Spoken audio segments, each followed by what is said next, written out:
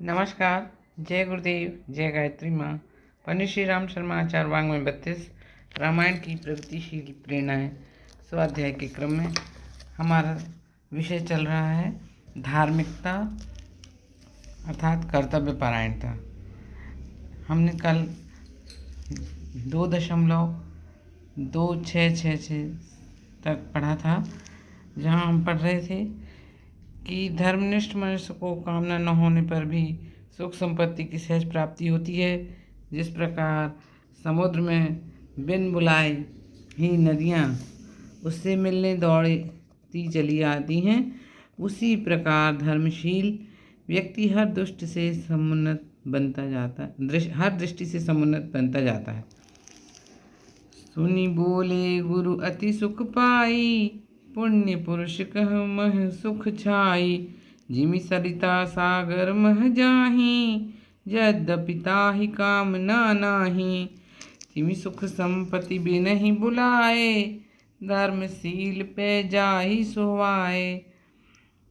स्वभाव का प्रभाव पड़ता ही है। ऐसा नहीं हो सकता कि आग के पास बर्फ ले जाया जाए और वह पिघले नहीं। यही बात शिव के पास काम के जाने से हुई। जहाँ उच्च आदर्शवादिता मन में भरी होगी, वहाँ वासनात्मक कुविचार सहज ही नष्ट हो जाते हैं। जिसके स्वभाव में धर्म आचरण आ गया है, उसके पास दोष नहीं जाते। उमा सप्तऋषि संवाद में कहा गया है, तात अनल कर सहज स्वभाव, हिमते ही निकट जाई नहीं काऊ। गए समीप सु अबसी न साई, जिमि मन मथ महेश की नाई। श्रेष्ठ आचरण ही धर्माचरण है। यही मनुष्य का उत्थान करते हैं।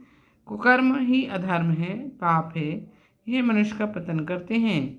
पाप छोटे छोटे हों तब भी उनकी उपेक्षा नहीं करनी चाहिए। स्वभाव में सम्मिलित होकर वे सुदृढ़ हो जाते हैं और फिर बढ़ते बढ़ते सर्वभक्षी बन जाते हैं। पाप की शत्रु, रोग, अग्नि, सर्प से तुलना करते हुए शूर्पणखा विलाप करते हुए रावण से कहती है, रिपुरुज पापक पाप प्रभु, अहि गनई न छोट करी। असवे कही विविध विलाप, करी लागन रोदन करन। समझदार व्यक्ति इस सिद्धांत को समझते हैं।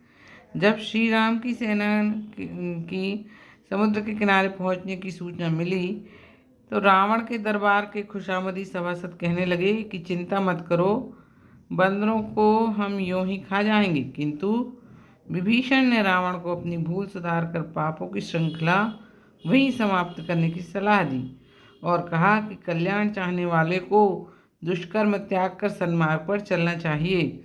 सद्भाव अपनाना ही बड़ी नीति है। जो आपन चाहे कल्याणा, सुजस सुमति शुभ गति सुख नाना। सो पर नार को साई, तजऊ चौथ के चंद किनाई। 14 भुवन एक पति होई, भूत द्रोह तिष्ठई नहीं सोई। गुण सागर नागर नर जो, अलप लोभ भल कहाई न को। काम क्रोध मद लोभ सब, नाथ नरक के पंथ। सब परिहर रघुवीर ही, भजौ भजई जय संत। धर्म मर्यादा की अवज्ञा उपेक्षा करके अनीति पाप करते रहना अपने लिए काल को आमंत्रित करना है। मंदोदरी रावण को यही समझाती है कि धर्म बुद्धि तथा विचार शक्ति का क्षय ही काल का प्रत्यक्ष कोप है। वह किसी पर डंडा नहीं चलाता है। काल दंड गही काहू न मारा, हरई धर्म बल बुद्धि विचारा। जो बल बुद्धि तेज का क्षय कब और बल बुद्धि तेज का क्षय कब होता है, इस मर्म को तुलसीदास जी रावण द्वारा सीता हरण के प्रसंग में उभारते हैं। वे समझाते हैं कि जब मनुष्य कुमार्ग पर पैर रखता है तो उसका तेज, बुद्धि, बल आदि सभी विशेषताएं नष्ट हो जाती हैं। प्रतापी रावण ने जब सीता को चुराने के लिए कदम उठाया तो उसे चोर की तरह लुक छिप कर डरते हुए वह कार्य करना पड़ा। जाके डर सुर असुर डराही, निसि न नींद दिन अन्न न खाही। सो 10 सी स्वान की नाई, इत उत चतई चला भड़ियाई। इमि कुपंथ जगदेत खगेसा, रहन तेज तन बल बुद्धि लेसा।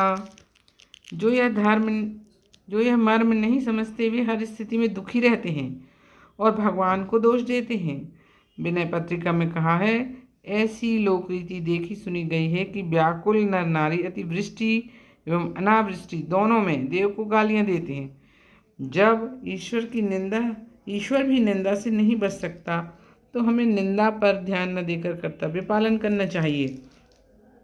लोक रीति देखी सुनी व्याकुल नर नारी, अतिवर्षे अनवर्षे हूँ देवही गारी। धर्मशील व्यक्ति न तो स्वकर्तव्य से स्वयं डिगता है और न दूसरों को डिगने देता है। दशरथ जी अपना वचन पलटने को सोचते हैं और रामचंद्र जी को अयोध्या में रोकने का प्रयत्न करते हैं, पर राम औचित्य को प्रधानता देते हैं और पिता की मोहग्रस्तता को उपेक्षणीय मानते हैं। उनकी इच्छा पूरी करने की अपेक्षा वनवास जाने के निर्णय में मर्यादा का पालन देखते हैं। अस्तु वे पिता की इच्छा को अस्वीकार कर वन जाने की बात पर ही दृढ़ रहते हैं। उस समय मानस का कथाकार कहते हैं, राय राम राखन हित लागी, बहुत उपाय किए छल त्यागी। लखी राम रुख रहत न जाने, धर्म धुरंधर धीर सयाने। मन को संतुलित रखने वाले कठिन प्रसंग आने पर भी अविचल रह सकते हैं और धैर्य पूर्वक शांत चित्त से अपना कर्तव्य पालन भी करते रह सकते हैं। श्री राम जंगल के लिए स्वाभाविक ढंग से ही चल पड़ते हैं। पितु आय सुभूषण वसन, तात तजे रघुवीर। विस्मय हर्ष न हृदय कछु, पहिरे वल कलचीर। एक दिन पूर्व श्री राघवेंद्र को युवराज पद देने की घोषणा की गई थी और दूसरे ही दिन वन जाने का आदेश मिल गया। वे यदि सब कुछ छोड़कर मुस्कुराते हुए चले जाते हैं तो इसका कारण यही है कि वे ऐश्वर्य को बड़कपन का चिन्ह नहीं मानते। धर्म का मर्म समझने के कारण उन्हें कर्तव्य पालन में ही सुख की अनुभूति होती थी, ऐश्वर्य प्राप्ति में नहीं। इसका वर्णन करते हुए तुलसीदास जी कवितावली में लिखते हैं, कीर के कागर ज्यों नृपचीर, विभूषण उपम अंगनि पाई। औंध तजो मग बास के रुख ज्यों, पंथ के साथ जो लोग लुगाई। संग सुबंधु पुनीत प्रिया, मनु धर्म क्रिया धरि देह सुहाई। राजीव लोचन राम चले, तजी बाप को राज बटाऊ की नाई। भरत अपने नियम के बड़े पक्के थे। उनका भोजन, वस्त्र, बर्तन, व्रत, नियम सब कठिन ऋषि धर्म के अनुकूल थे। धर्म प्रेमी को अपना आहार विहार व्यवहार सभी कुछ आदर्श बनाना पड़ता है, भले ही कष्टकारक प्रतीत क्यों न हो। असन बसन बासन व्रत नेमा, करत कठिन ऋषि धर्म सप्रेमा।